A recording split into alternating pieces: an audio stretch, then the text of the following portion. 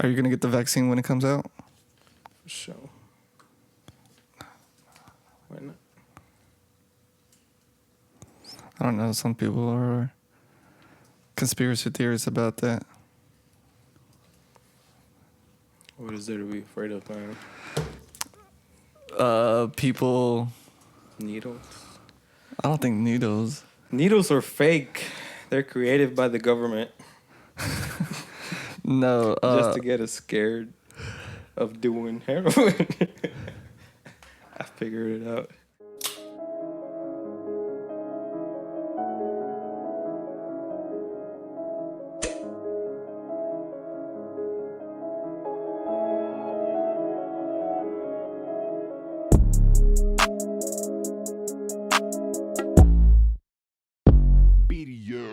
Welcome to the Open Bar Podcast. My name is Gino. This is my co-host Ricardo, and our podcast is based upon us trying out new beers every episode.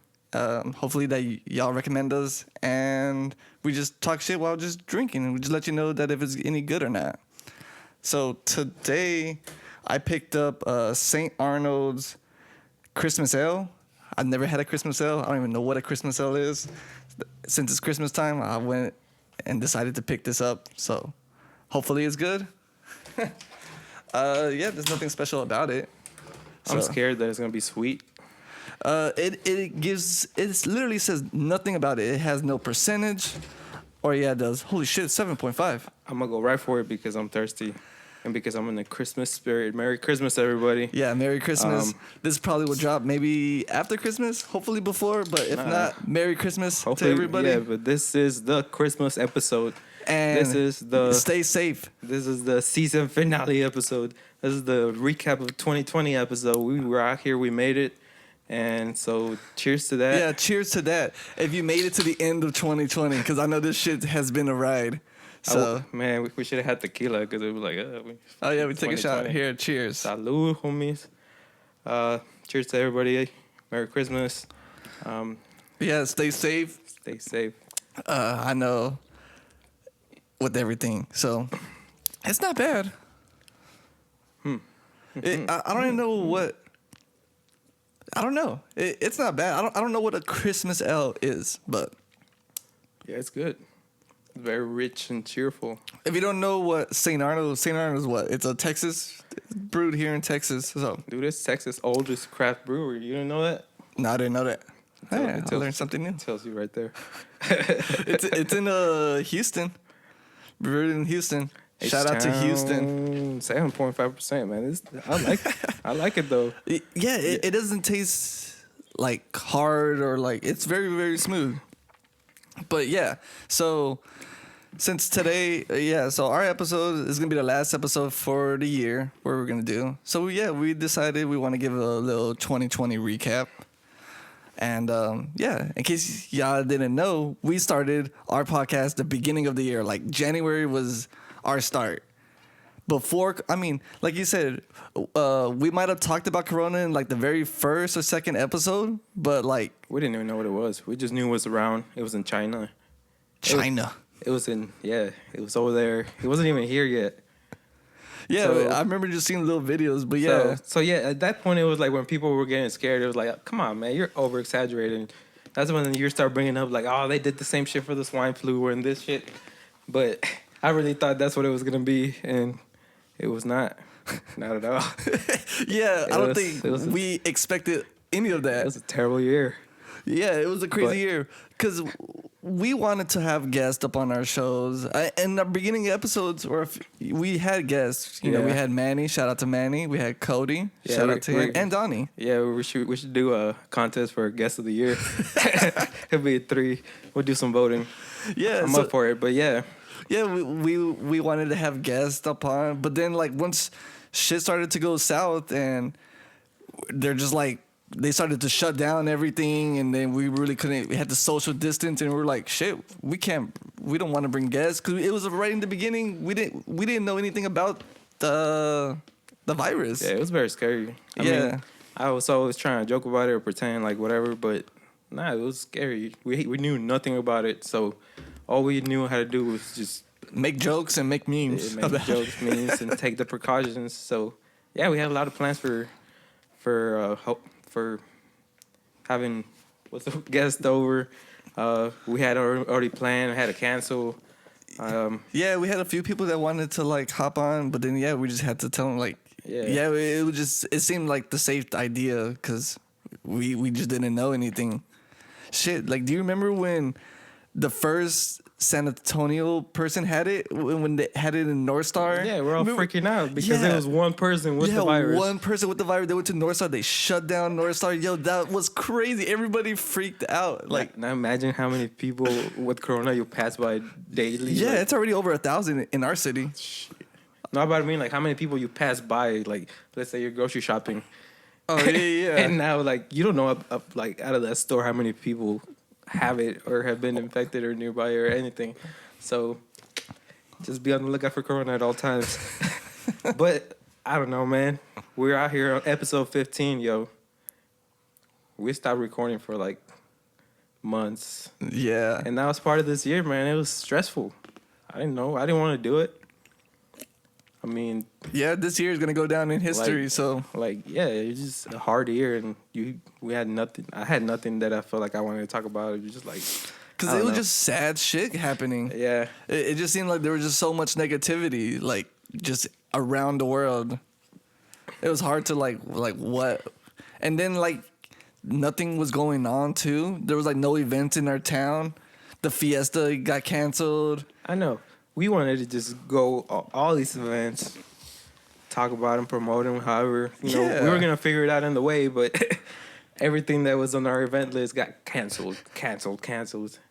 And, I mean, it's for the best of everybody. I'm glad I'm healthy. Hope everybody's healthy.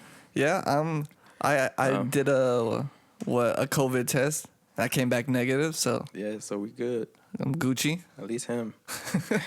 I'm Gucci for the moment. Yeah.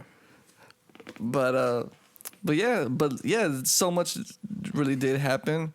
The Black Lives Matter movement happened. Rest in peace to George Floyd and like Breonna Taylor. But yeah, like that was a big part of this year too. Yes, don't forget about summer. It. Yeah, like that shit's still happening. Like, in case like if you haven't seen it, like people, like, I know the protests have kind of like calmed down now. Like, there's really no protest about it, but there's still people protesting, like probably within their city, and there's still cops still doing bad illegal shit. So like that shit's not going away. So we're coming back from March 2021. Yeah, that's to wreck shit up again. I'm just kidding. Don't loot. That's not the right. Yeah, don't loot. Idea. But you can still protest. There's still people protesting in their own individual ways, especially online. They're still doing it. There's still a bunch of fundraisers that you could, or charities that you could try to, give your money to try to help. But yeah, this shit's still going on. Yeah, even through that was really a highlight from the year. I would think all the marches and the protesting. Wherever it was possible to be made peaceful, even though some places it wasn't peaceful, but it was a good thing.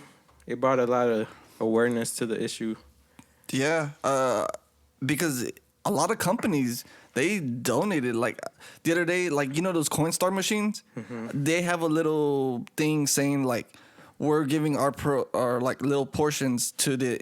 What is it? The NAACP. Yeah. I was like, oh shit! Like for equality, a lot of companies have been doing that.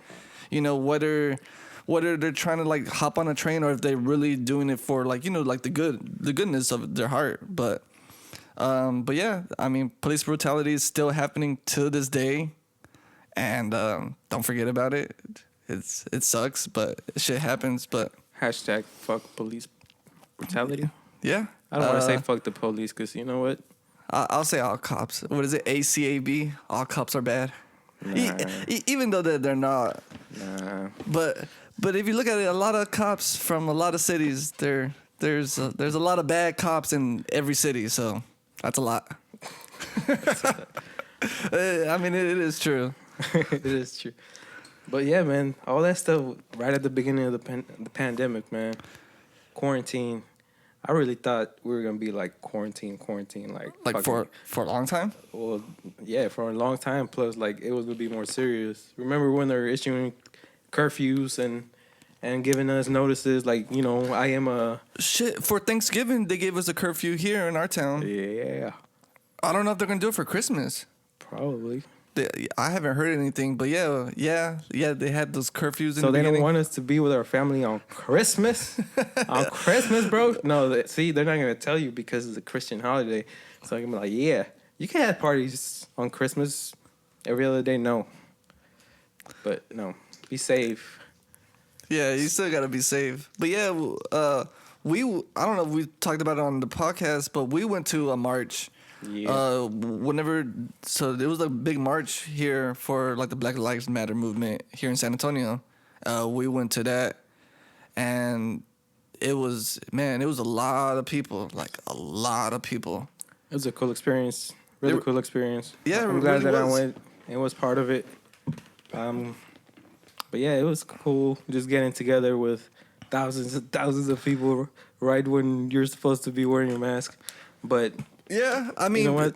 people. Yeah, we weren't social distancing at all, but it was for a people good have. cause. Yeah, it was for a good cause. People had masks. And if it's for a good cause, you don't get running like that. It's written.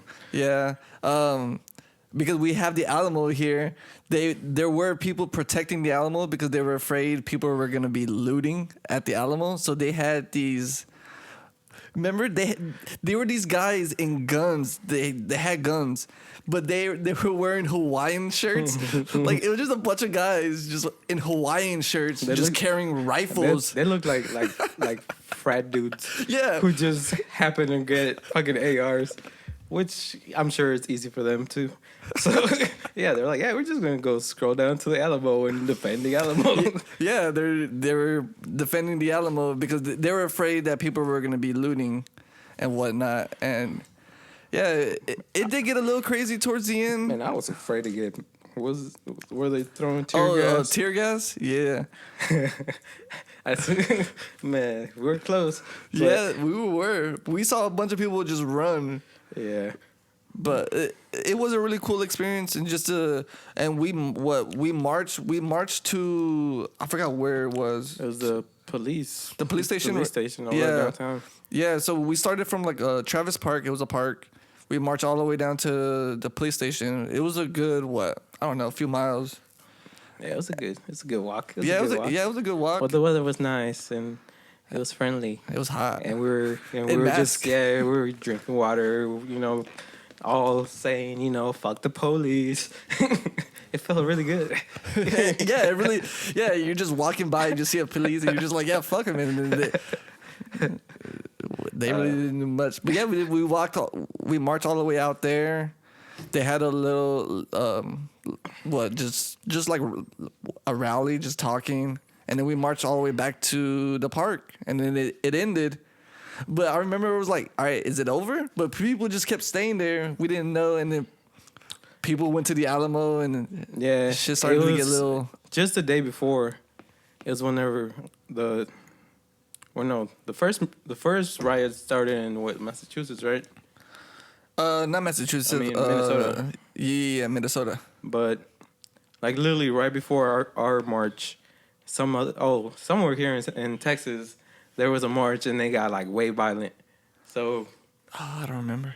I don't know if it was Texas. It was somewhere else, but I remember the people that organized the march. I feel bad for them because they really did a good fucking job organizing the whole thing. And the actual march from the park to the police station and back was peaceful. Yeah, it was super peaceful. And like then, there was no violence or so nothing. So that ended right there.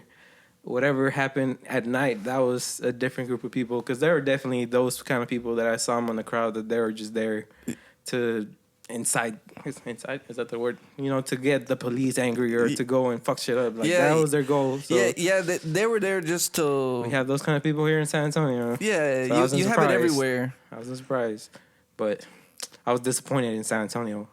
Yeah, because they did started to loot a little bit. Like what is it? The River Center Mall. Yeah, they broke a few things. You know, it wasn't as crazy as you're talking about Dallas. I think it was Dallas. Yeah. I saw a few videos. Yeah. Yeah. And Yeah, it was Dallas. I do remember that. But yeah, there wasn't too much damage here in San Antonio. It was like literally like a few group of people. It wasn't as like a lot, but you know, it happened. But it just happened for that one day, like the riots. But they still protested here in San Antonio for a little bit.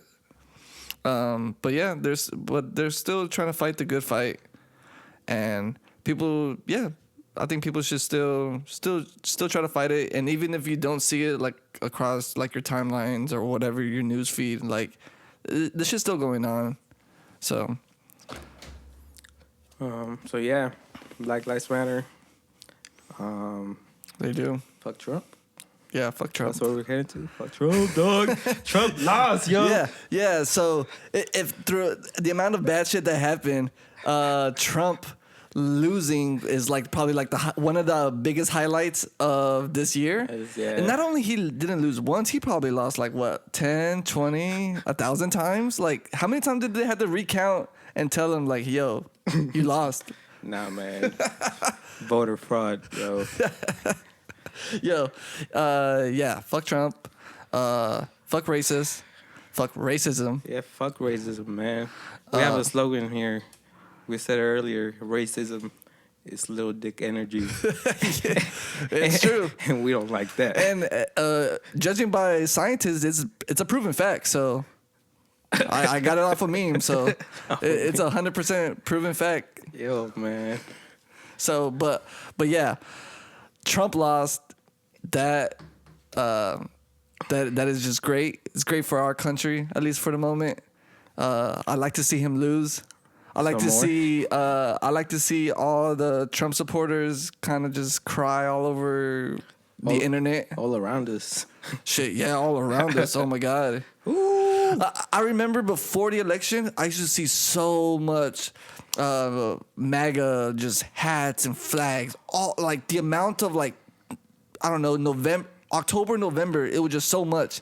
After he lost, I haven't seen a MAGA shit since. I have. And I just saw it. All right. Today is Saturday? Mm-hmm. Last Saturday, I was going to Austin. And on my way to Austin, I stopped to New Braunfels. And you know that little loop around before you go to the Kamal River? Yeah. There was a fucking Trump rally, like a fucking some sort of rally or protest right there with people just saying Trump 2020. A shitload of fucking people, dude. I was like, what the fuck, dude? Like when you say a shitload of people, are you talking about like 50 or are you talking about more than 50? Ooh, like around 50. That to me, that's a lot of people. Maybe, yeah. I don't know, but all in that area where like the most cars go by, and especially slowly because it's so weird. That shit was going on, man. No, I do remember they were having some Trump rallies here in, like, at the Alamo. But last week, yo, and I don't know. They just can't get it into their head. Yeah. Like they still think voter fraud. They still think Biden's going to jail. Shit, Trump should have gone to jail years ago. I raised my window, and on my windows I have a picture of a white person. Have you seen that? Yeah. It's that way the cops don't pull me over. And man, I wanted to be like, yeah, Trump, but nah. So, yeah, I'm not going to New Braunfels no more. You just gotta wait until Biden becomes officially president.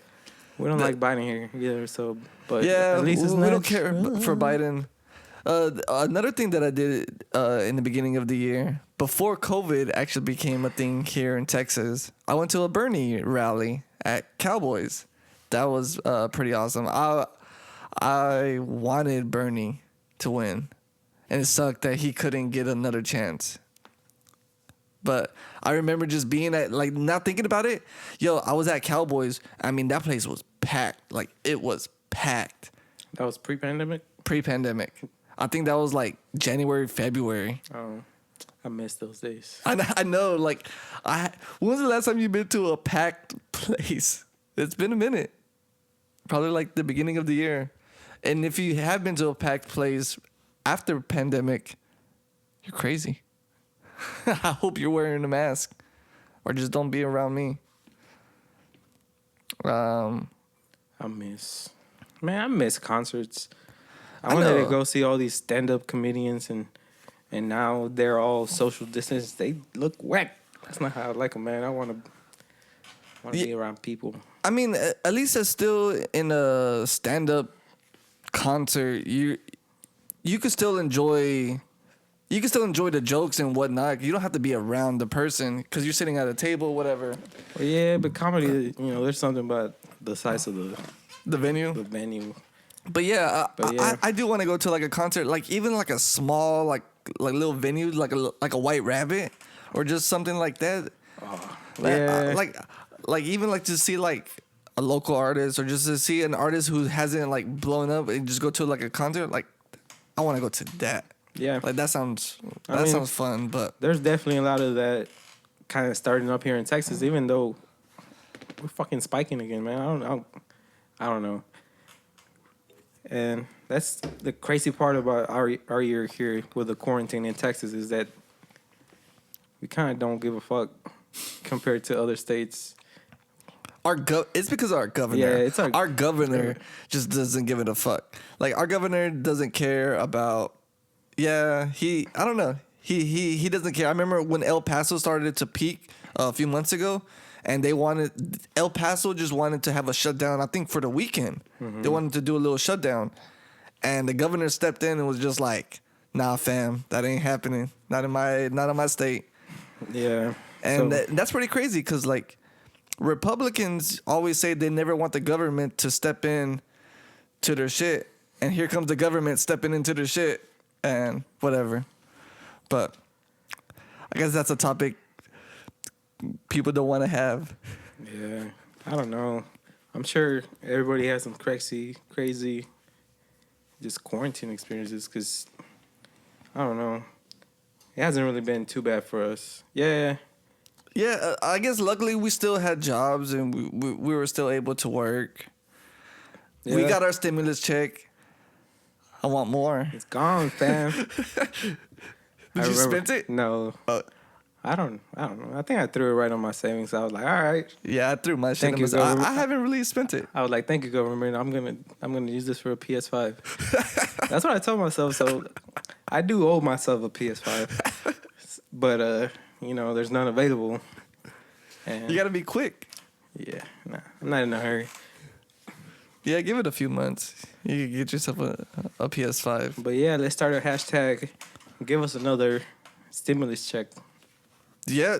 So did you hear about like they were wanting to do like a $600 one lately? Yeah, I heard. I'll take 600. That's enough for another PS5. Oh, that'll be the TV. But no, I'm just kidding. But they're damn, responsible with their money. But think about it. Like 600. Like what the fuck am I gonna do with 600? That's nothing. I can't even pay rent with $600. No. Like, oh fuck yeah. I don't know. Our fucking country it's whack, son. Yeah, that's why we started the Open Bar Nation. Come and move in with us. Look, yo, we're here. What else happened this year, man? I don't know. I'm just sad sports don't have crowds. Even though I don't even go to, games like that. But it feels weird, yeah. It sounds and feels weird to not have the crowd like in there. It's with everything, like sports. Wrestling doesn't even have the crowd. They just have the virtual fans. Like yeah, everything has like virtual. Like I think, even award shows. I don't think award shows like they're either. I don't want to say like they have virtual fans, but like they don't have no crowd. So it's like whenever they do the performance, it's like they're just performing to a camera. Like, yeah, that's weird. That's weird. So, because I know they had like the BET performance this year. What else?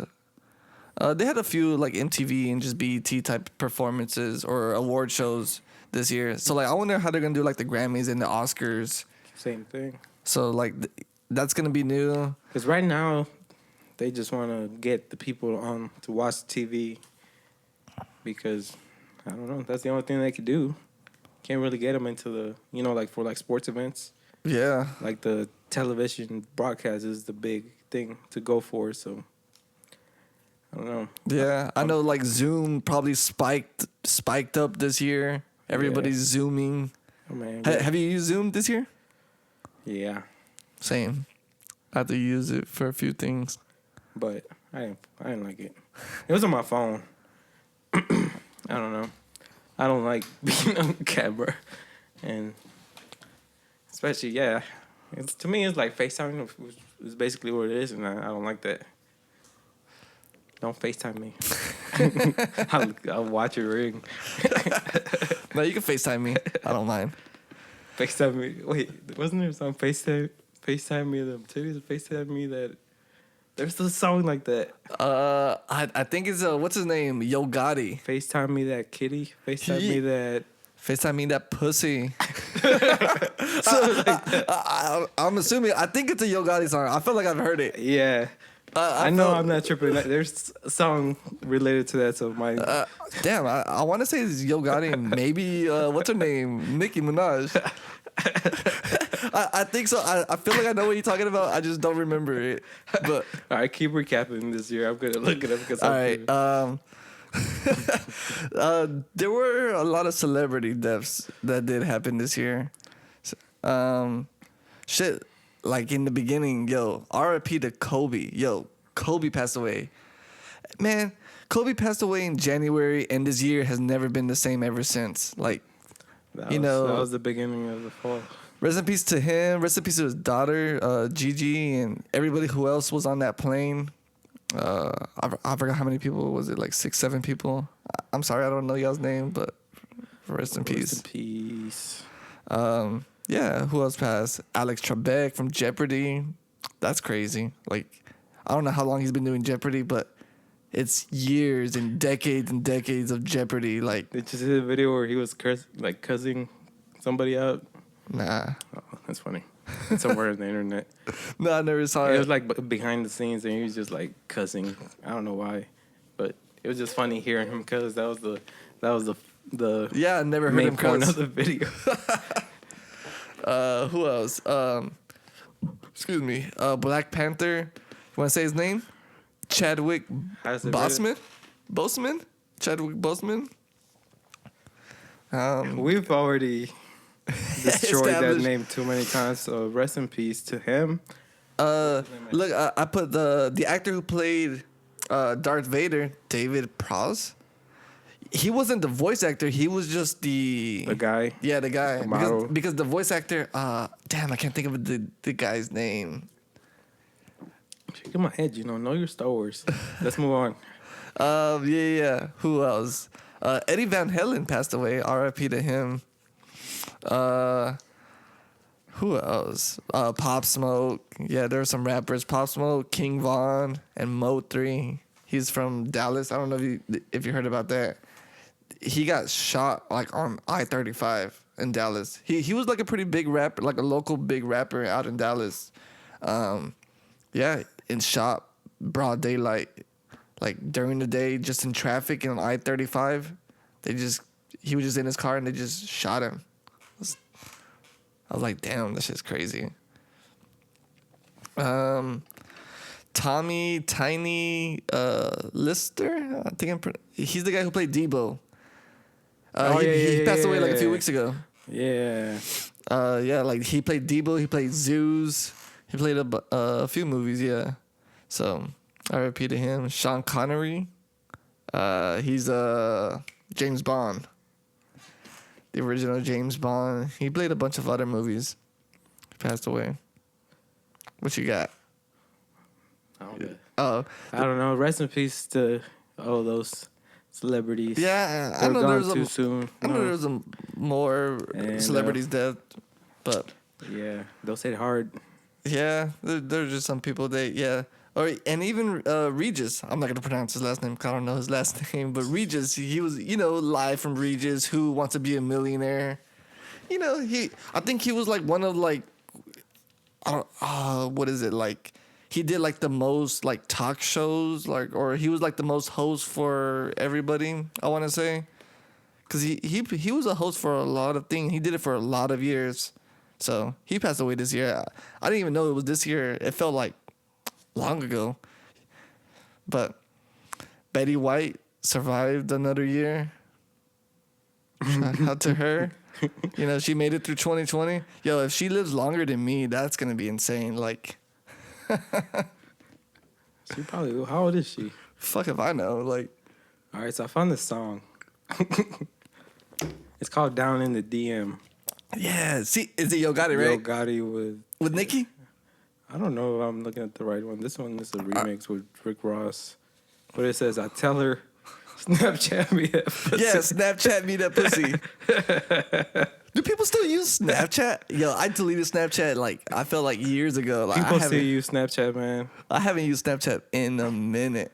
I just use Snapchat because somebody was like, "Do Snapchat me?" I'm like, all right. But it's the worst. Never go back.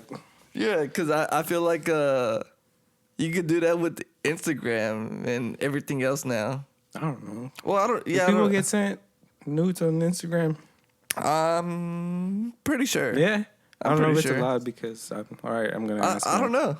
Just ask me like, hey, I'm doing an experiment. yeah, let me see. Let me see if it works. I want to see the difference between Instagram and Snapchat. Instagram me that pussy. That's gonna be the new song. But yo, man, you didn't even let me finish the lyric. Okay. This is. I don't remember how the song goes. I tell her, Snapchat me that pussy. Snapchat me that pussy if it's cool. You see, we're asking for consent. I see your girl post her DM, so I hit her in her DM. All eyes, yeah, I see him. Yeah, this is your man. I hate to be him. Whoop. I'm guessing it goes down in the DM. Yeah, down in the DM. I remember that song. Woo! Snapchat me. Man, I thought back when that song came out, I thought we'd still be using that term till now.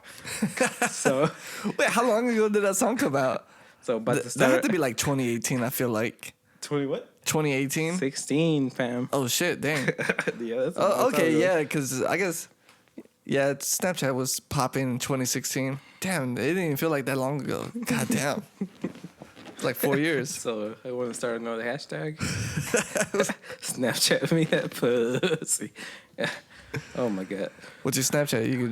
You could let people know so they can Snapchat you that pussy. Oh shit. I don't know it, but you know, let's write it down over here. Okay. Snapchat me at here. That you know what? All right.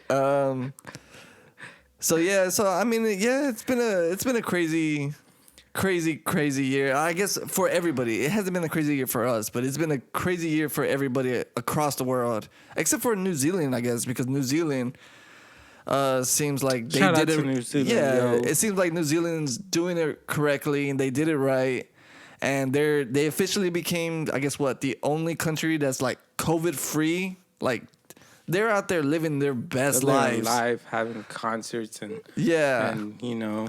Yeah, orgies. They're living their where best you can lives. have more than 10 people. Where here in the U.S. we can only have orgies of up to 10 people, and that's not the type of life we want to live. I'm sure they're still having that, and they're all getting corona and HIVs. Yeah, corona's not the worst thing that you worry about. Yeah, they're getting more than corona, but. Yeah, especially if it's happening in San Antonio. Oh yeah, it's way worse. they're getting a little bit more. Merry Christmas to them. I'll give them a Christmas ale. Yo, this is pretty good. Or maybe I'm thirsty, but you know. No, it is a good beer. But all right, so. But yeah, even for like a shitty year and whatnot, there has been a lot of music that has dropped. Like a lot of music. Like we said, we're gonna discuss our top 10 albums. But before that, we want to discuss like 2 albums that they recently just dropped. So the first one we're gonna do is Cudi. Kid Cudi dropped Man on the Moon 3. He is the Kid Cudi expert. I'll let you go with it. What do you think? Not an expert. You're one of his biggest fans. You're more of a fan of him than I am. So, what do you think? You like it? I like the album. I was scared, man. It was scary because Cudi's disappointed me many times. But like we said last time we talked about Cudi, you know, I felt like he was in a good place in music, and you could tell in this record, you know, like he really. I mean, he's always talked about mental health issues throughout his music. That's pretty much what Man on the Moon is about. Yeah. But it seems like even through all the struggles, he found a way to, be able to focus back on the music again. Because, and still talk about depression, and make some fire songs. It's just, he dropped some of the best songs he's dropped in a while. I don't know, man. I do like it. Some songs are catchy as fuck. Tequila. Tequila Shots is a good song. I don't even have the track list right here, but let's pull it up. So what do you think about the songs that sound like so much like Travis Scott? Travis Scott, yeah. Yo, first listen, I was scared. I didn't know what to expect. I'm like, I hope this is good. I hope this is good for Cudi. And at first it threw me off hearing Kid Cudi on the trap beat. Okay, because I did want to talk about that because when I first listened to it, that was the first thing that popped in my head. I was like, Cudi's never really rapped on trap beats, unless he did it on that Demon Slayer album. I forgot the name of it. Yeah. But Man on the Moon 1 and 2, there weren't trap beats. No. Like those were all kind of just like different type of style beats. Yeah. So when I heard him like on these trap beats, I was like, dang, I don't think we ever heard Cudi on the trap beat before. I was like, this kind of sounds new and different. And then I know he's probably done auto-tune, but I felt like he did it more, or he did it like, I don't know, he used it a bit more than what he used to. Yeah, the auto-tune didn't bother me initially. It was the trap beats. But, it was first listen. First listen, I got zero expectations, really. I don't want to be let down. Yeah. But, and then we go into some good songs where I hear some of the best humming I've heard in a while. But, jokes aside, but he does have some of his best hooks that, catchy hooks that he's had in a while, catchy songs. Just what's the word? Relatable. Like relatable. Yeah. His struggles, whatever it may be. And it ended up with some good music. It sounds very like he knew exactly what he wanted to make in a way. And I don't know. I don't think it's the best, but I'm glad it's good though. And then later on, once I accepted that he was on trap beats, I was like, you know what? He's just kind of adapting to what the sound is right now. Yeah, that's how I took it. Like, And he's going with today's sound. Yeah, the parts that did bother me is he sounded so much like Travis Scott. He really did. There's some songs. There's like at least like 2 to 3. I don't know, maybe more. But from what I remember, like at least 2 to 3 songs where I was like, "Yo, this is exactly a Travis Scott song." Yeah, and I'm not a Travis Scott listener. I've tried, and shout out to him. He's fucking huge, and he's doing great. He's got good songs too, but yeah. I can't listen to a full album of him. But I hear this, I'm like, yo, that's exactly like Travis Scott. But then you hear Cudi, the way he always does his melodies and everything is like, especially on this album, I could tell how he influenced a lot of these auto-tune rappers right now. Oh, yeah. Like, I didn't think about it before. I was like, oh, how can people like people that just, they're not really rapping, they're just kind of singing on these songs. But I heard it, I was like, yo, this is exactly what Cudi was doing before, just without auto-tune. Yeah. And now he brought it in without auto-tune and without the kind of like that trap style. Yeah. He did it differently, but yeah. But in a way, he was just doing that. And I don't know, it gave me a little bit of appreciation to the sound, I guess, because I bet you a lot of these people that are making music now that way are inspired by Cudi. I know Travis Scott was for sure. Dude, I feel like at least, I feel like 70 to 80% of like the rappers out right now, like all like I feel like the Littles and whatever. Yeah. They are inspired by Cudi. Like Trippie Redd, for example, he's featured on the album. I feel like Trippie Redd is influenced by Cudi. Yeah. And I'm sure a few other people, but like you could tell by his music, Trippie's like a Cudi fan. And I'm sure for him to even get a feature on a Cudi album, a Man on the Moon 3 feature, like I'm sure that's like really, really big for him. What do you think of that song? It's okay. It's okay. Yeah, it's okay. And like his part, I don't think his part was bad. It's very auto-tune-ish, whatever. But like, I don't think I feel like it could have been worse. Yeah. But it's not worse. Like, it's not good. It's not bad. I just feel like it's a decent song. I've heard some people say he killed it, which whatever. It's just I've never disliked Trippie Redd. I didn't like the way it sounded. I felt like like Kid Cudi on his parts, they sounded so different from Trippie Redd's parts. Yeah. And that's what threw me off, because Kid Cudi's part was like, yo, like, this is good. This without Trippie Redd would have been amazing. And now I gotta listen through Trippie Redd just yeah. No, so another song I was like thinking about, the one with Skepta and Pop Smoke. Oh, yeah, What did you yeah. think about that? I like it. It's okay.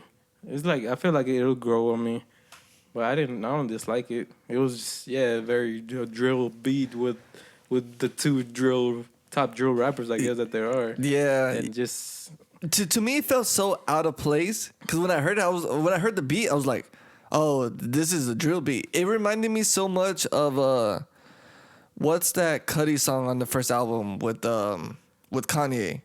Not Here I'm Common? Saying. Yeah, with Common. yeah. I can't remember the name of the title, but just that Here I'm poker Saying. face, right? Yeah. It reminded me of that, where it felt so out of place, where It is out of place. where it's just like, I don't know. It's like it.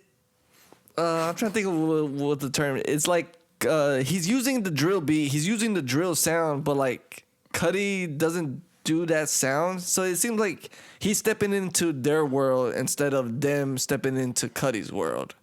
If that makes sense.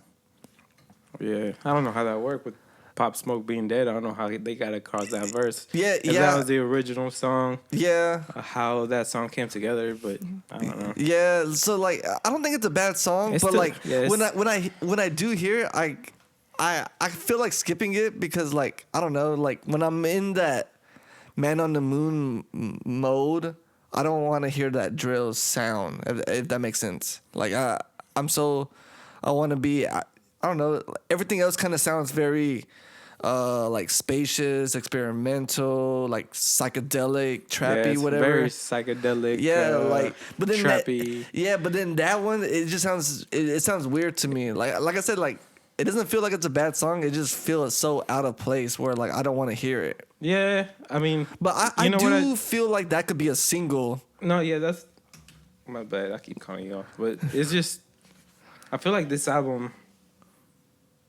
even though it's pretty good, I can't say how great it is. It just came out, so hopefully, Yeah. hopefully once we make our top list next year, this will be included in there. I feel like it might. I don't know. We'll find out. But I feel like it's a very commercial album, like this one is. You know, with the promotion singles. The first single, what's her name? She Knows This. Yeah. Come on, that song goes hard.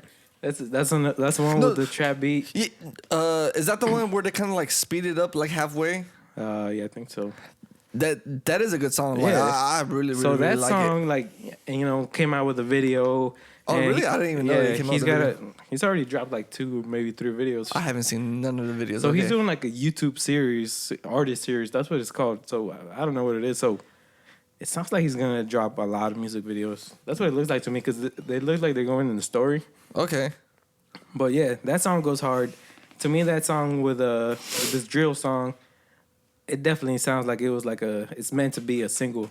But this type of music it is, sounds like a single. and even if it's not big here in the U.S., that Skepta guy and that drill sound is big, like in the In UK. the UK, hell yeah. And like it's like this year, I've heard more about like the UK rap than ever before. So shouts out to them. Yeah. Even though they be sounding like this, man.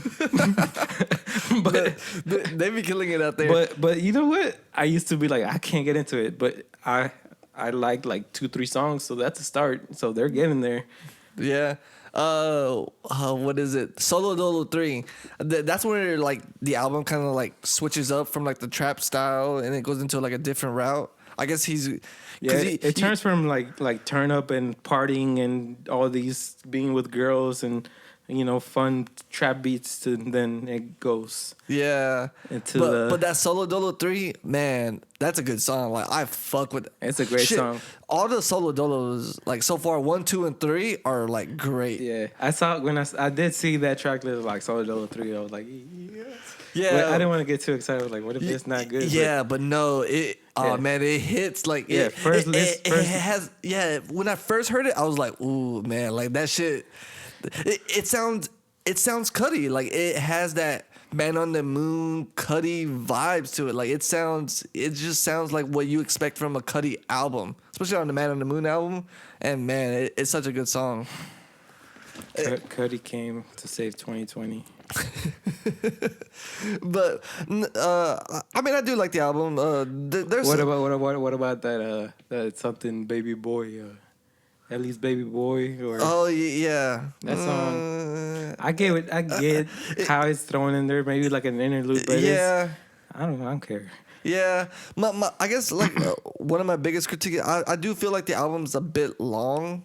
Where I like towards the end, I'm kind of like, I don't want to say I'm bored, but like towards the end, like I'm kind of not wanting to hear like more of it. If it was shortened up a little bit, I think I would like it a bit more.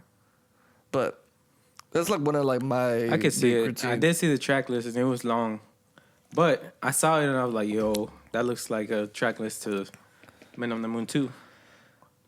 Because Man on the Moon 2 has a lot of songs too. Man on the Moon 2 has, it does, but this one was like what, 18? It doesn't feel like it though. But I don't know. I don't really feel what you feel on this. I could listen in front to back, except for that Ellie's Baby Boy. Yeah, there's a few songs where I could kind of like skip, but yeah. But yeah, that's like I guess my biggest thing. It was like if it was just shortening up a few, I'll be okay with it. So this year there were some few EPs that dropped, and we feel so on our top 10 list. We did albums. We didn't do no EPs. So we feel like these are some EPs that people should check out and listen to. So we got RUSS with CHOMP. We talked about it on our last episode, so go check that one out. Excuse me. We have MICK JENKINS with the CIRCUS. Yes, sir. It's a 7-track album. 7-track EP. It's got a feature from Earth Gang. Just a rap album. Lyrical guy. I don't know much about him, but the EP is great. It really, it flows very well from beginning to end. And then, it really just grows on you over time. Sounds even better, so give it a listen. We also got Denzel Curry with Kenny Beats. And they got an EP called Unlocked. What do you think of it? I like it. It's really good. Denzel sounds good on those type of beats. I like his aggression on a few of the songs.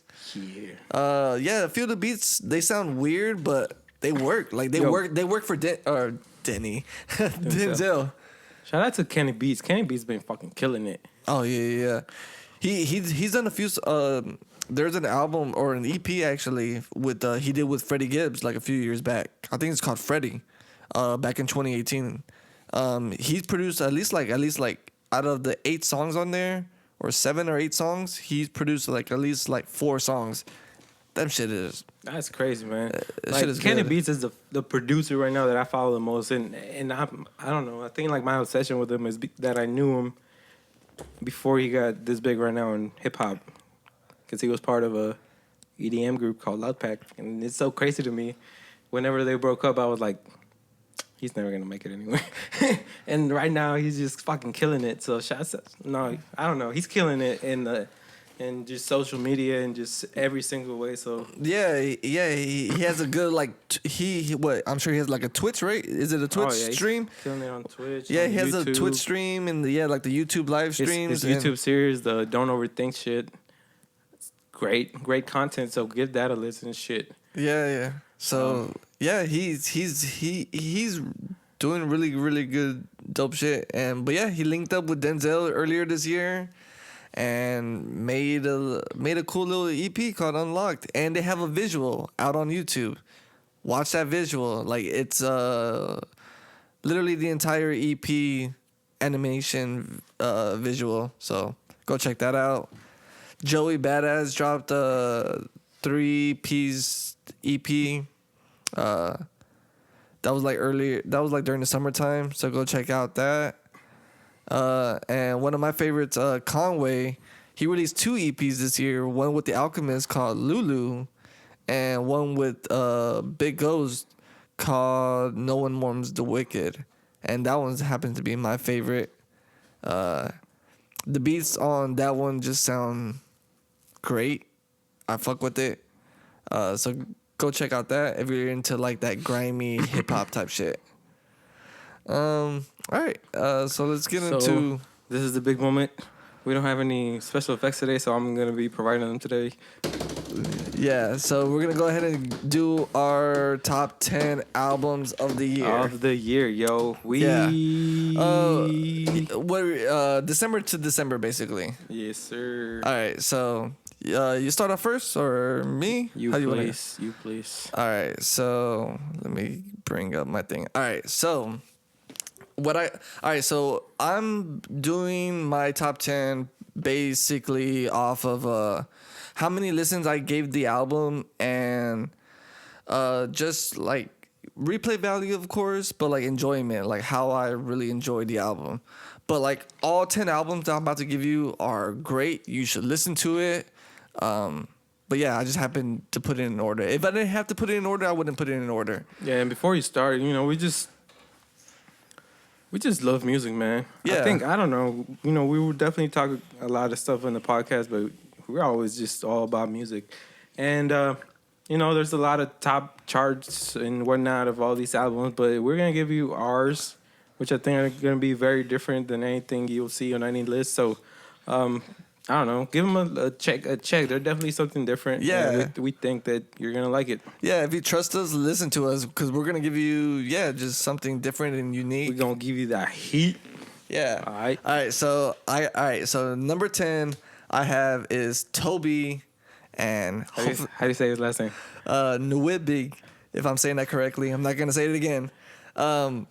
He's a Houston artist.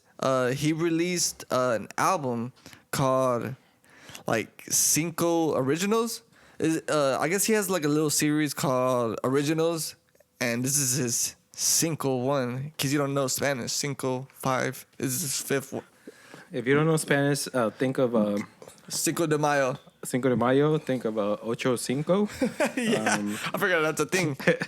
But he released when he released this, like last week. Man, he released it like last week or 2 weeks ago. But I really enjoyed it, and I feel like he really deserved a shout out. I've been bumping this album for the past week or week and a half that's been out. But yeah, there's a lot of great features on here. In case you don't know him, from Black Dot, ROYCE to D Smoke, to a lot of Houston legends like Bun B and who else? Lil Kiki, I believe, is on there. But yeah, give it a listen. If this album came out earlier in the year, this will probably be higher. But the fact that it just came out, it's on the bottom of the list. But it's a great album, great listen. Go check him out. Go check out his visuals. Yeah, TOBE. Yeah. Yeah. All right. You or me? Just do your. Okay. So I got number 9. I have ROYCE. ROYCE the 5'9" with the Allegory. That dropped early in the year. Early in the year. I like ROYCE. I think ROYCE is really, really dope. First, shout out to ROYCE because he got nominated for a Grammy for this album. That's crazy. Super crazy. I almost had it on my top 10. Talked about it. Yeah, but it's a good album. I really like it. There's a lot of he has a lot of good message, a lot of like Black Power message on this album. He's been doing it on his previous album, but I feel like with this one he kind of went a little bit more in depth with it. But there's a lot of great features. He has like Sci-Hi, T.I., to a lot of he has all 3 members of Griselda on here, which, man, those tracks are fire. Like, I fuck with those tracks. He has a Eminem, he has like an Eminem, what is it, like a skit on there. But yeah, it's a really, really good album. Check it out. So number 8, I have Mac Miller, R.I.P. to Mac Miller, and I have his album CIRCUS that dropped earlier this year. I like Mac Miller. Swimming is like one of my favorite albums from Mac Miller. So I didn't really know what to expect with this when I heard the album, CIRCUS, but it's very, very different than Swimming. But I like it I like that it's different from Swimming, because I guess if you looked at it, this was supposed to be like a 2-part album, Swimming in Circles. And I like how funky and like he's not really rapping on this album. This is more of him singing. And I don't know, the beats are just funky, they're weird, but they work. They work with his voice, they work with his style. And it's a very good posthumous album that if you're into that type of like R&B funk, give it a listen. I really, really enjoyed it. Even if you're not into that, just give it a listen to Mac Miller's last album. And if the only thing you know is that Mac Miller just died and this is his last album, you're gonna feel something. Yeah. And that's all I gotta say. All Rest in right. peace. Number 7, I have Benny the Butcher with Burden of Proof, fully produced by Hit Boy. So this is a bit different than like the usual Griselda sound in a way. I don't want to say this is more mainstream, but Hit Boy is a bit more mainstream producer. But this album, I feel like Hit Boy gave him some really, really great beats, but still kind of giving him, in a way, like that Griselda sound, but not really that Griselda sound. But he gave him some great, great beats. Benny, of course, is just rapping his ass off. He's rapping good. There's a lot of great features on here. Rick Ross, Freddie Gibbs. Of course, you got the Griselda crew on here. Yeah, it's a really good album. If you heard of Griselda and you checked him out and you weren't really into it, I say check out this album, because it is a bit sonically different from the rest. But Benny's still spitting his shit, and I think a lot of people could appreciate this album. I could say that it's a good album because, I'm not the biggest Griselda fan, but this year was definitely the year of Griselda. And this album, I like Hit Boy. He's a great fucking producer, and I don't know, this album's fucking good. And I approve this message. Yeah, check it out. All right, number 6, I have The Weeknd with After Hours.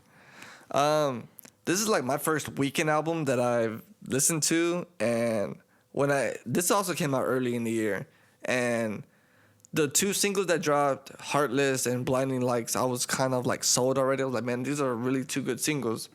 And when I checked out the album, I was really, really impressed by it. I was impressed by like that 80s synth pop that he had going, but he also had like that psychedelic trap style with his like R&B vocals.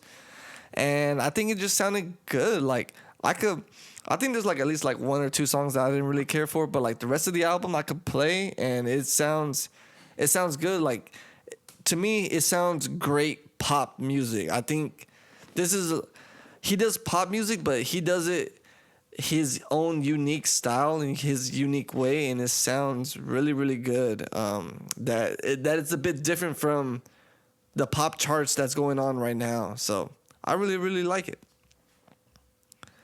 And that's my 10 to 6. You want to do yours?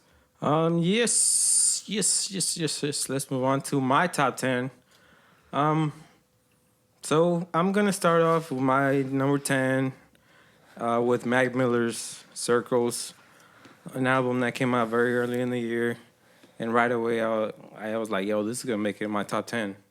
It just I don't know if you're a Mac Miller fan, it hit hard, fam. Like you said, what's the word? Posthumous. Album after his death, and the sequel to Swimming. And you say you love Swimming. I like Swimming, but I like Circles better. They're both great, but I don't know, man. I like it, but I don't like listening to it. It's so sad, yo. It is pretty sad. I almost cry. But I'm glad that I don't know. He left us with this great music, and It's like a closing chapter. yeah, It feels like it's like a farewell, man. That's what's so sad about it. It was like he was okay with just where he was at or what he's done or this been and I don't want no more albums after Circles. Like honestly, like I don't. I feel like this is it. yeah, Like you would hope so. But I would hope so. But yeah, rest in peace, Mac Miller. I was always a huge fan, and yeah, I pour one for the dead homie. Number 9, I got Freddie Gibbs with Alfredo. Did you say this already? I don't think so. not yet. Yo, like Freddie Gibbs has been killing it. I'm He so has. glad you told me about Freddie Gibbs. It must have been sometime maybe like last year. It's been a while, but Yeah, I think I told you about him like last year. yeah, but like he's just been killing it lately. He's been on the game for so long, more than I even knew. And Yeah. right now he's like at his prime. Just last year he dropped the song with the album with Madlib, Bandana with Madlib. Bandana. So that alone last year one of the best albums of the year. Now he comes back this year. This one's produced by the Alchemist. Another great producer. All full produced by the Alchemist, and it's just a great short album by. Yeah, it's not a long album. It just feels like it just flows perfectly. Great songs, good features. Song with my shit's gonna die. Tyler the Creator, awesome song. It's just good to hear Tyler rapping. Hopefully we'll get some music from him. And I don't know, definitely check out that album. He's someone who's at the top of his game in the rap game, and he's got more good music coming. I know that for sure. Oh yeah. Number 8, The Weeknd. You just mentioned him. Same thing, man. I've always liked The Weeknd, his big singles. They're catchy. He's a pop star. He makes the biggest songs in the world. But, yeah, he makes good pop music. yeah, but this album is just fire. Like you said, singles. They're just one of the biggest songs in the world. Blinding Lights. Yo, Blinding Lights Yeah. is like one of my favorite. It has to be like top 5, like my favorite songs. It's got like that 80s feel. And after that song, everybody just started fucking doing 80s music type shit. So, I don't know. It's got some of my favorite songs by The Weeknd in there ever. Oh yeah, like some of the best production, him on some trap beats or him on these little synth pop 80s beats. And I put him up there in number 8. I was going to put him lower in the top 5, but, it's just... While there are really good songs in there, there's some songs that I really don't care for, which is why I put them so far up there. But everybody knows The Weeknd, and shout out to him. He had a great album. Yeah, even though really good album. He got snubbed from the Grammys. Yeah, what's up, Grammys? Yeah, like, what's wrong with y'all? Yeah, we'll get into that later. Number 7, I got J Balvin with his album Colores.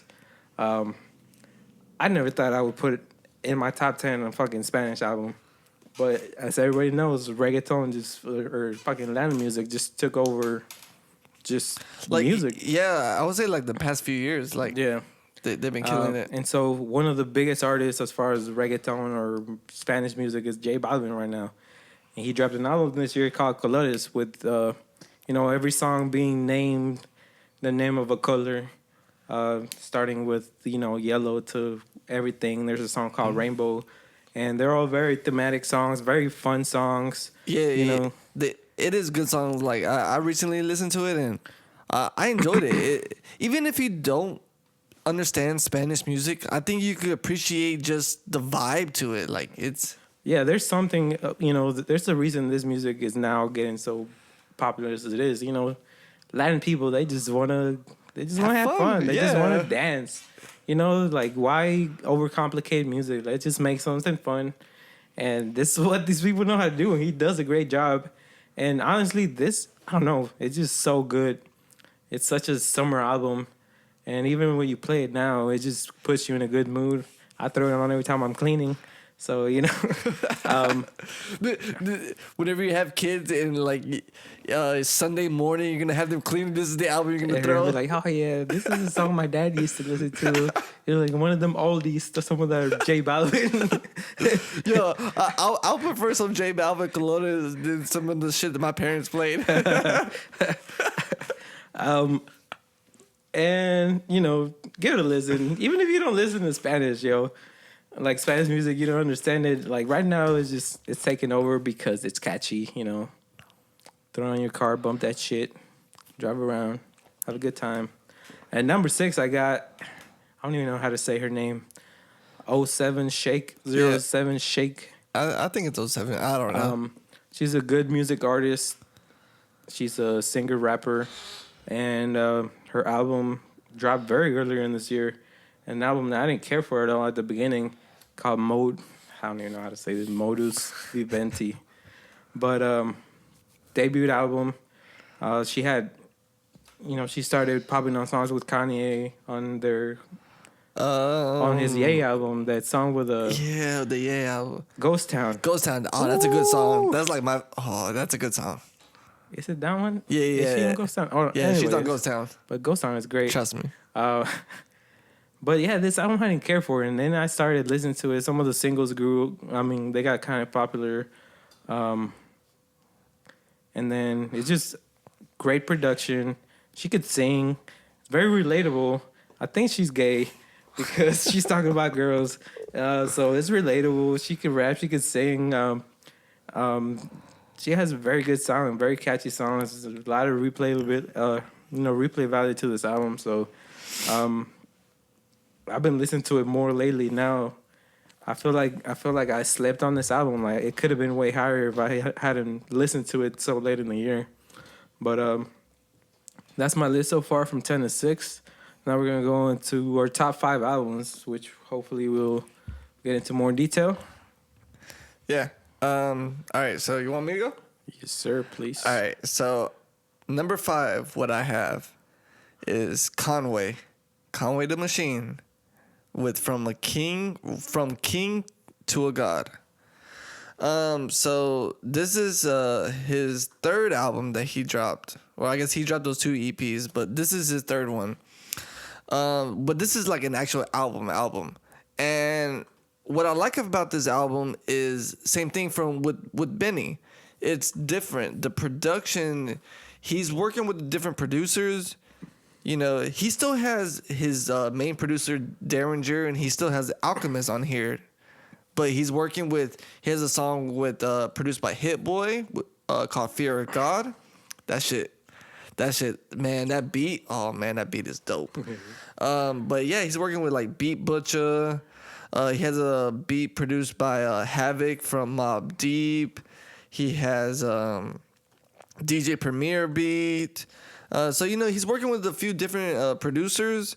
And I think like the style, like same thing with Benny, where if you're not used to the Griselda sound or you're not used to like that Griselda music, you know, if you listen to this album will be a bit different than his previous projects.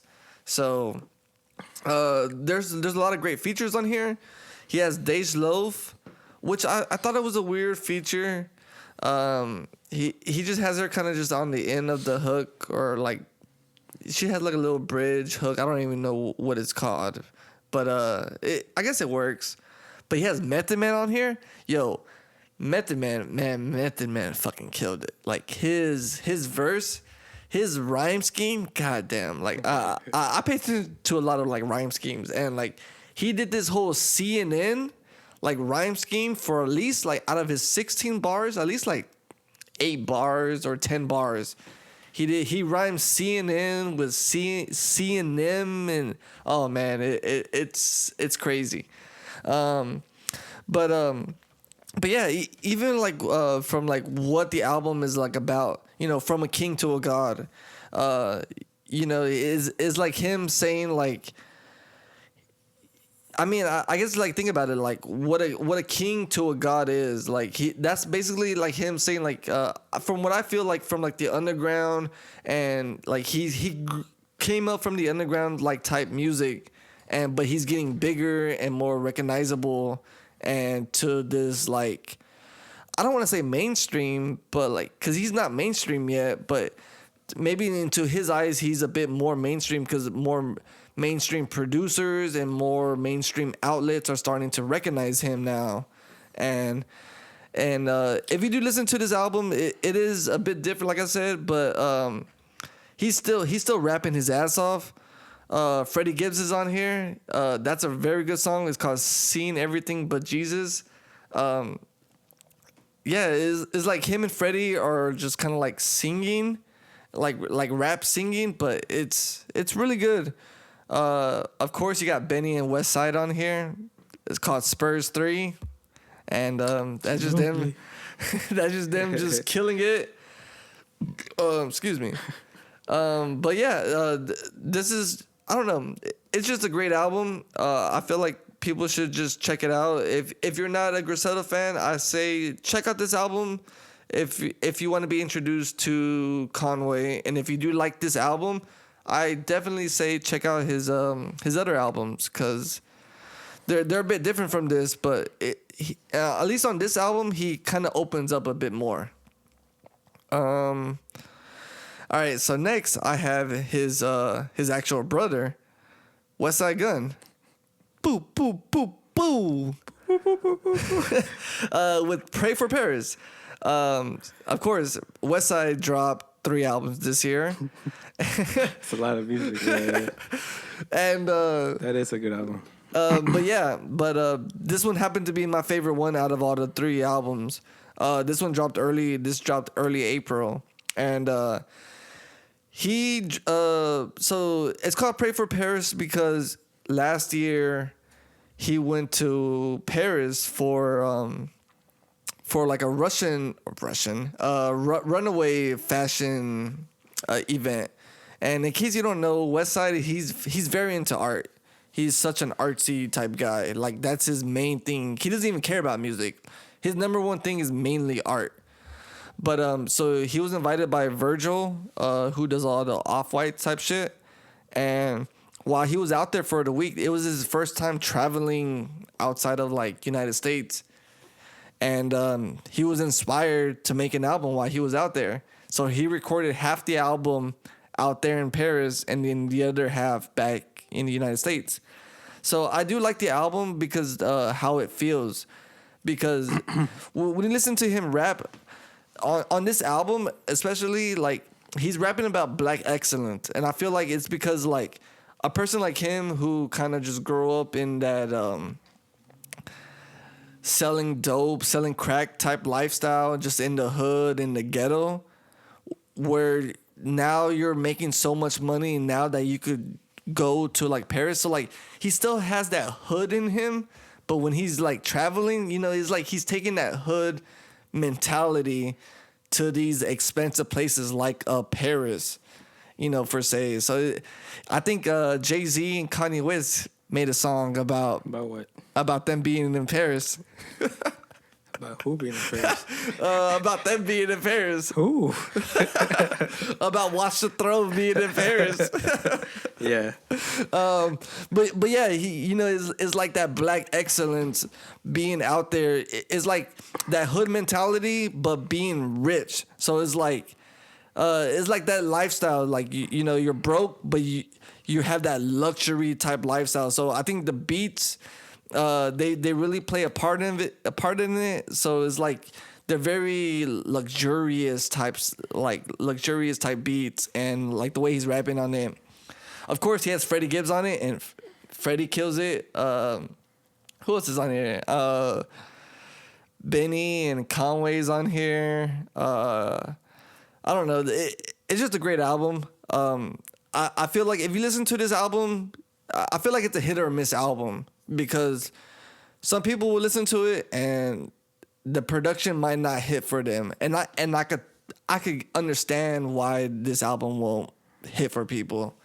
But a person like me, like I like that style and I like that delivery. I like his ad-libs and everything, so it works for me. So if you want to check it out, I highly suggest checking it out.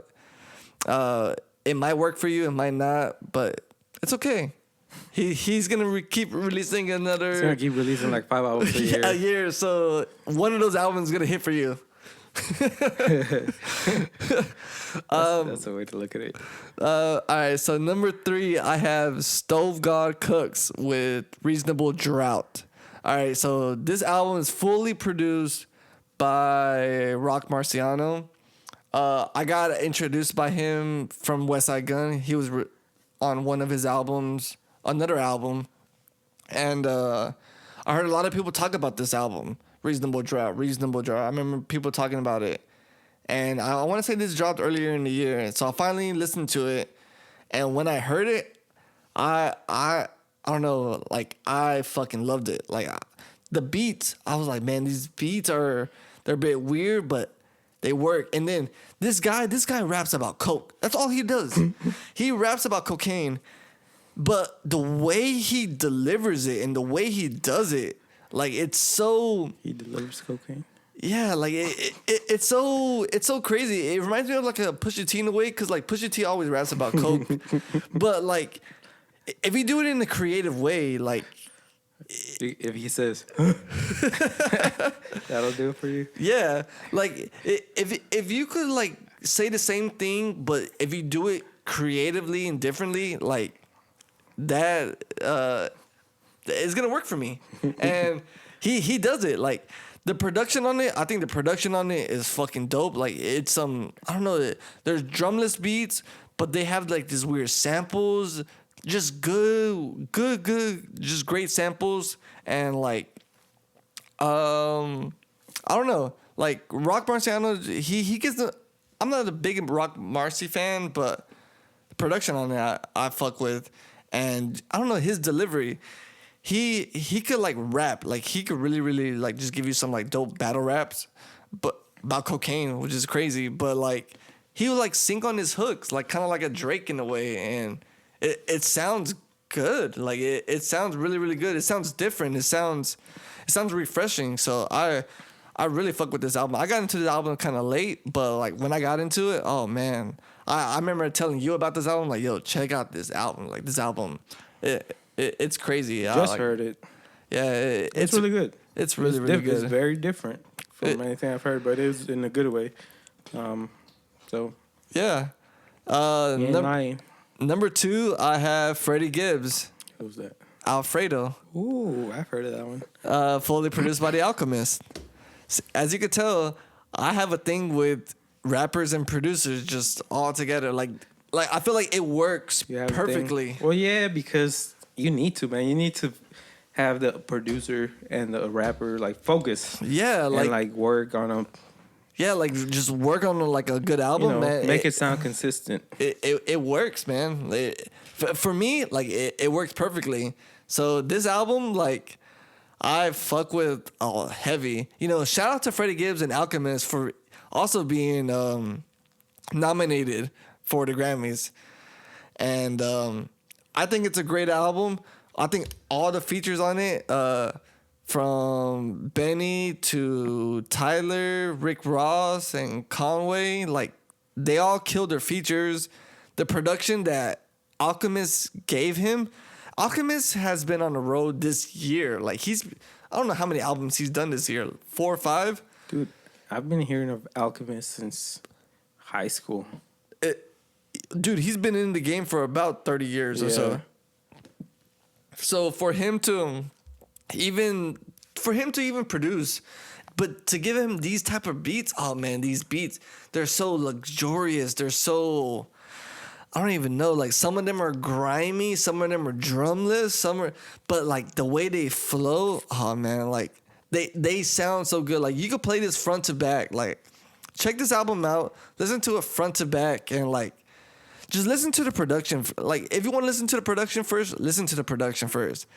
But then as you're getting into the production, listen to what Freddie is saying. Like Freddie is saying some shit. Like Freddie, he delivers on these songs. Like yeah, like you're saying, like even if I told you about Freddie last year, but Freddie's been kind of killing it for like the past 5 to 6 years. Like dude has been delivering albums Yeah, with the Mad Libs album, he did another album with Currency and with the Alchemist, and the one I was telling you about, Kenny Beats. Like these past few years, like Freddie Gibbs has been delivering. And if you're not up to Freddie Gibbs by now, like I highly suggest checking him out because he's killing it, at least in the underground scene, man. Like, dude is dope. And numero uno, in case you didn't know, RTJ with RTJ4. What? That one? I made it out, or we made a video. We had a podcast a few episodes ago. Go check that out. But yeah, Killer Mike LP. I'm just a big fan. I played this album a bunch when it came out. It came out during a critical time during the Black Lives Matter movement, with the whole George Floyd protest movement. But the production that LP gives, like, it's insane. It's I don't even know. It makes you want to like write. It makes you want to like be active. I don't know to loot. I kind of want to loot. Don't loot. A little bit. Maybe. All right. Loot at your Your own leisure. yeah, just loot at your police station. Take everything from them. But yeah, their production, like, I mean, LP's production, man, goddamn, like, even if you want to work out, man, listen to these beats, man. Like, it has so much energy, but like, from what Killer Mike is saying, Killer Mike is on his political shit, of course, but Killer Mike's flow, oh my god, like his flow on a bunch of these songs are just so smooth. Like, I don't know what more to say. Killer Mike and LP delivered a great album for me, where I could just play front to back, where I feel is beneficial for the year, and check it out. It's a great album. I'll check it out, man. Sounds pretty good. All right, it's time for me to do my top 5 albums. I'm going to start with number 5. It's by a producer called Duke Dumont. I hope I'm saying that right. The album is called Duality. This album dropped in April. Now, this is an electronic album, EDM, mostly house music.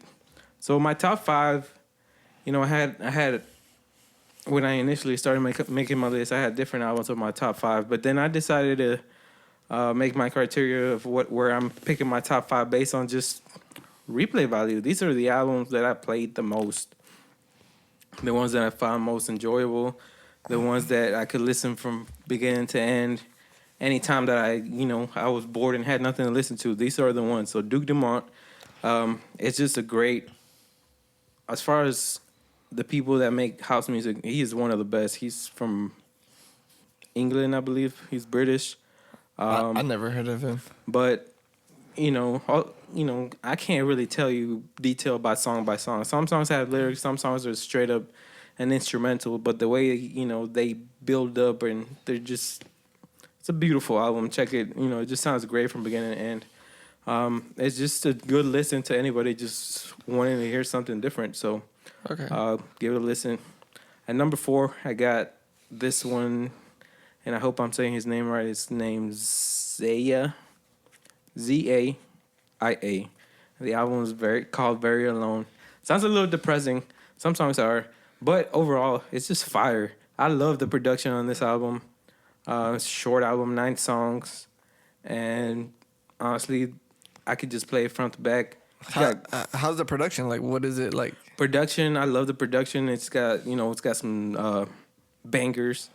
I love the drums all over the beat. It just makes the song so catchy. And is it like hip hop or? It's like hip hop in a way, but he sings. Okay. So I don't know. You know how hip hop is so different from melodic. Yeah, and it's whatnot. different. Yeah, he's just singing. Okay. And it's just a very catchy album. That's all I gotta say about this album. I didn't even know who this guy was, but every song that he's got. Let me see if I can see into his production. I wish I would have looked more into this, but no, I never heard of the person, so that's why I'm asking. So produced by Zachary Williams, which I don't know who Zachary that is. Williams. No, I don't know. Ballet. Zachary Williams. That might be him. Maybe. See, I don't even know enough about him, but just such great, energetic songs. Some songs were sad, but the drums that he uses in all his beats, they just make his voice stand out so much more. And it's just one of those albums that I didn't even know who he was, but once I found him, everything was so catchy about him that I couldn't stop playing it. Number 3, I got an artist that I really like. His name is Apache. I believe I'm saying it right. This is another electronic album. Now, this one, I don't even know how the hell to explain it, man. I think I've shown you some songs by him. He kind of uses like a orchestra in his production. He uses like this very dramatic Hans Zimmerman. Is that his name? Zimmerman. Type of like, it makes you feel like you're listening to the score of a movie. He builds up this, he's just a producer. So every song is, Does he have like a different artist, like singing or rapping? A lot of my problem with people that make electronic music is they're just producers. Yeah, they're just producers, or they make an album and they're just trying to make they're just trying to make a hit. This album from front to back has a very consistent sound. Like, he has his very unique sound. It's like a mixture of like trap with classical music, and it sounds so insane. I swear it sounds so insane, but he makes it work, and he makes it sound so melodic and so big, and so, I'm telling you, it makes you feel like you're watching like a huge build up to your favorite movie. I've heard some of his songs in commercials and movie trailers, so I know he's doing some big things. He's doing good as far as production. Okay. My only thing with him is just he's not on the right label to me. He keeps dropping all his music under this music label by a group called Black Tiger Sex Machine. I think you've heard of them. Yeah. So that label is like very, very unknown, and he's like way overshining like the people he signed under. So, trust me, give this a listen. You're gonna be loving some of his beats. He's got some of the best production. I hate when people say like EDM or it's just computer noises. I swear this producer will outproduce your favorite producer. Okay. I'll leave it at that. We'll move into number 2, my second favorite album, Run the Jewels with Run the Jewels 4. Never heard of them. They're a rap duo consisting of a rapper from Atlanta, Killer Mike, and rapper / Wait, does he kills Mike? He kills the mic, yeah. Okay. Like Mike Pencil? Like murdering the mic. Oh, okay. Yeah, this is the 4th installment of the Run the Jewels series. What else can I say that you haven't said? This is one of our favorite albums. We gave it a long-ass review. We went over track by track of it. Yeah, go check that out. We were highly excited and expecting this album for a very long time. This podcast might as well be called the Run the Jewels podcast, because that's all we talk about. And, they just did not disappoint. If you're not a Run the Jewels listener, you've never heard of them, this is a good starting point for you. It dropped, like you said, at the time when, it dropped this year, and, it talked about a lot of heavy stuff, including police brutality and everything going on with this nation. And you want bangers? They'll give you bangers. And if you bangers, yeah, LP, just such an underrated producer. Oh, dude, and he's such an underrated producer. And but he might be underrated, but he, just like the guy I previously said, you're gonna hear his production in a bunch of movie trailers and shit like that. Yeah, I know. The amount of movie trailers, the amount of commercials his beats are in. Oh man, shout out to LP. You don't even know him. You've already heard of LP. Just a great continuation to their Run Jewel series. Probably the best they've ever been. They're just such close friends, and they're so good together that I'm sure it's just a cakewalk to make good music, and especially had a lot of stuff that they wanted to talk about, a lot of stuff relating to all the events with racism police brutality that happened this year. Banger after banger after banger after banger. Just some of the best songs they've dropped yet. Ooh La La is such a catchy song. It is. Good features. 2 Chainz killed it. Yeah, 2 Chainz had. Oh man, 2 Chainz had a dope verse. You know, Zach De La Rocha. Zach De La Rocha and Pharrell Williams on Just. That song is just a highlight from the album. That song is it's a club banger about money, but in a different aspect than what you would expect from a club banger about money, if you really think about it. Yeah. So, shout out to them. Just, and, you know, what else can I say? We've talked so much about it. Just give them a listen. Like, you know, you're either going to like them or not. Like he said, put them on whenever you're trying to go on a workout, and they'll put you in the fucking zone. And, you know, we're not the only ones that think this album is great. A lot of people were putting it as, you know, one of the best albums of the year. So please give Run the Jewels a listen before we move into my number one album. Guess who it is? Guess who it is? I'm going to give my favorite album of the year to... I can't believe... If you would have asked me this 2 years ago, will this ever happen? No. I'll be like, what the fuck are you talking about, man? You fucking tripping. Bad Bunny, Yo Hago Lo Que Me Da La Gana is my favorite album of the year, and I cannot fucking believe that shit, yo. I was a Bad Bunny hater, denier, all that shit until I just decided to accept the fact that, yo, he keeps dropping banger after banger after banger, hit after hit. This album, I think, is the most played album of the year on Spotify, like the one with the most sales of the year. Really? I think so. I mean, wow. At least he said it himself on, you know, because he just dropped another album. When did he drop this? He dropped Yo Hago Lo Que Me Da La Gana. March, April? February 29th. Oh, shit, February? Oh, okay. And it was this month, or... He just dropped another album. Yeah, I want to say it was last month. Not as good as this, but, you know, he's very braggadocious about, like, that yo, Booker T like... song. Yeah, he's got some good songs, but at this point, you got Bad Bunny in his fucking prime, just making banger after banger after banger. It's got, let me see, 20 songs. Oh, wow. 20 songs. And this album, I could play it front to back, yo. Front to back. Wait, how long is it? Like, do you know? Does it tell you here on... I don't know. On Genius? Does it feel long? Yeah. Oh, okay. But they're all good songs, man.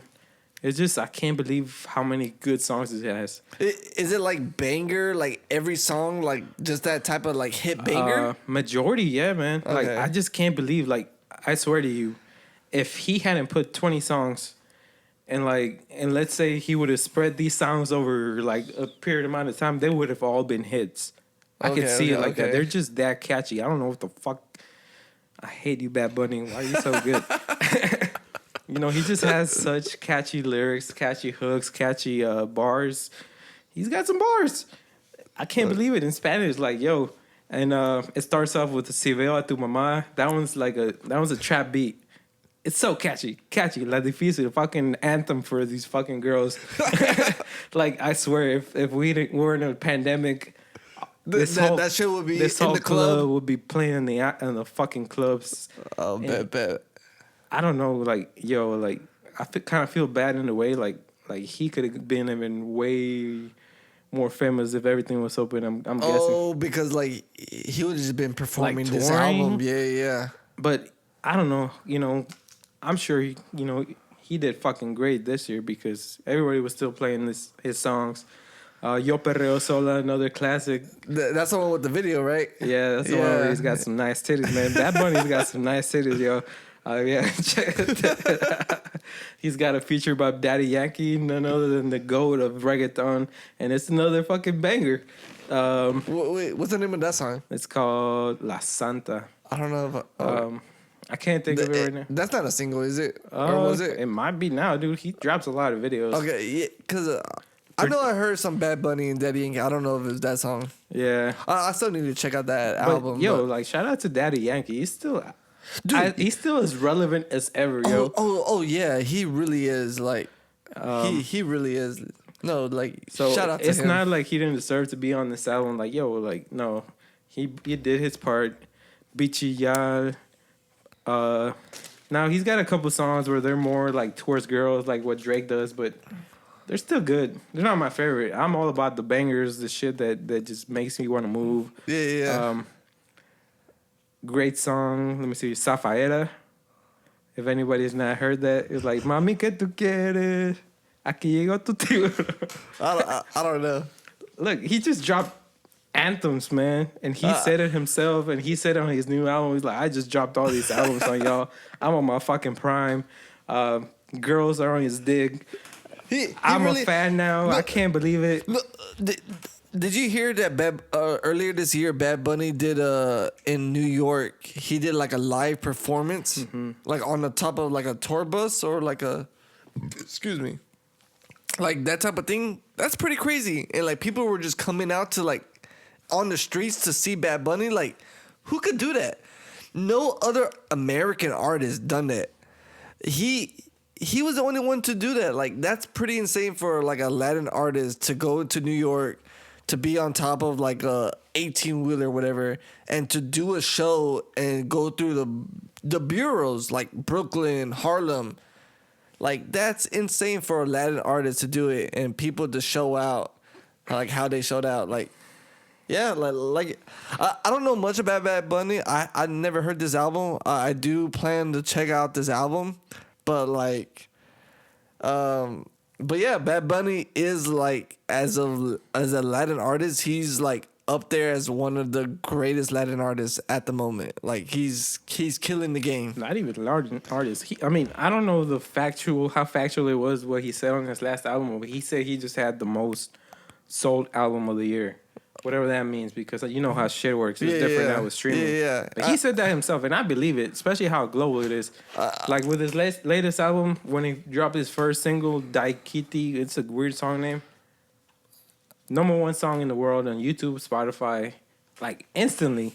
So I believe him. I'm sure. I think it was just one of those cases where I was like, I think I have to live with Bad Bunny for the rest of my life, so I might as well like it, you know? Yeah. So if you don't speak Spanish, doesn't matter. Just throw that shit on. Have a good time. Enjoy the rest of your year, you know? Do some cleaning while you're listening to Bad Bunny. Do some cleaning. You know, be dancing out here like, yo perra sola. You're thinking you're a bad independent. You know, I'm a bad bitch. I'm an independent woman. That's how I be feeling. But, yeah. You know, that's our top 10. We're not saying that's the top 10 of the albums of the year. That's what we like. Yeah. We heard a lot of shit, honestly. It was a great year for music, yo. Yes, because I guess with the pandemic, like, a lot of artists were just putting out music. But it's weird in a way because a lot of artists put out music so they could tour. But since they can't tour, there were some artists, Kendrick, that I feel like they couldn't put out music because they couldn't tour because they couldn't put out music. Kendrick. Cole? Fucking Cole's been promising his fucking album. Yeah. And we're about to reach the end of the year, and it was supposed to come in 2020. Yeah, so. But we get another Drake album, which I do not want. Yeah, so check out our next podcast. We're going to be reviewing Certified Lover Boy. Where it's going to be us two talking about a lover boy and how we're certified. Yeah, we just try to get that certified check, you know, by reviewing Drake. But yeah, a lot of music came out this year. So yeah, definitely check it out. Let us know. Let us know if you liked it. Let us know if you heard it. Let us know, just anything about it. Let us know what. Should we do like a link to all our favorite albums? That seems like a lot of work. I'm not gonna do it. Yeah, we're gonna do it. Just go check it out. Look it up. You know, a lot of good music. I'm sure your favorite artist dropped a lot of good music. A lot of our friends dropped some good music this year. Yeah. If you want to talk about it, you know more about it. Yeah. So I know a lot of people in the San Antonio rap artist community that released some albums this year because, of course, you know, pandemic. A lot of people are just being alone or whatever. Stilo Jordan dropped music. Cudi dropped earlier this year. C-Ray. Minus dropped earlier. Minus dropped this year. Jordan dropped this EP. Tyler dropped an EP. Yo, Jordan made it to my top songs of the year. That's dope. So hey, man. Cody made it. Yeah, Cody made it to my thing. Donnie released an album this year, and he released like a few singles. Yeah, shout out to Downey, one of our guests. King Tez released an album earlier this year, and he dropped some singles. Who else? I think this chick Eliza 1K released. Kid G released. Yeah, so a lot of San Antonio artists has been releasing music because what else can you do at the moment? You know, so a lot of people are just releasing music, even though that you can't tour or make money off like on the touring side, like people are still making music. It's good for the creative process. Yeah, so people are still releasing music. So shout out to all our friends who dropped some music, and we're glad to. E-Twist dropped an album. I forgot about that. Yeah, E-Twist dropped, and even Diversity. Check out those. And yeah, shout out to all our friends who had a good year. I hope everybody had a good year, good Christmas. It's all gonna be better. I've been saying this forever. It's gonna get good. I feel it. You know, one day you're gonna be like, stop posting so much Open Bar podcast. But no, we're on the grind right now. We're about to witness greatness in the beginning. Yeah. But right now I'm just fucking around. I don't think I have anything else, man. But shout out to St. Arnold. This Christmas out. I don't know. It's good. It was lit. Yeah, it's a good Christmas beer. Check it out. Our new reviews are gonna be it's lit or is it not lit, and it passes the lit test. Nah, it's I don't know what to describe it. It's a Christmas ale, but I don't know what that is. I do like it. It's just a smooth beer. I don't really feel that it's 7.5%, except till now that I'm on my third one. I'm like, all right. Yeah. After my third one, I'm feeling it. But 15 episodes. We had a shitload of different beer. Like definitely this year we tried more beer than ever. So shout out to all the breweries that we tried, and one that I can remember. St. Arnold. We had a sponsor us. Yes, somebody sponsor us. Give us free beer. I don't know what else to say. This is the longest podcast we've gone to. If you're listening to, man, I love you. Thank you for checking us out. Send us money. We'll be back next year with a new episode, new shit to talk about. Bigger and better things. Yeah, for sure. So love all of you. Thank you. Give us all the love that you want to give us. Subscribes and likes and all that stuff. And have a happy New Year. And for shizzle. Merry Christmas. And if you don't believe in that stuff, holidays. Happy Hanukkah or whatever the fuck you like. Pop fireworks. Bitch. No, we're going to go get drunk. Tell them ball for ball. I done been lost enough. Never had an entourage or following that I could call upon off and on. I put it long, I was on